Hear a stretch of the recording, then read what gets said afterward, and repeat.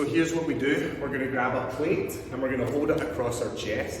We're gonna pull that plate back using scapular retraction, and then we're gonna breathe into the belly against the plate at the bottom. Now when you hinge over, your job is to maintain that tension on the plate the whole way through. This is gonna ensure the shoulders stay back, the abdominals stay braced, and we don't have any changes in the shape of the spine. So give this one a try, moving from the hips, making sure the whole shoulder stays still, pull back, and breathe into the plate.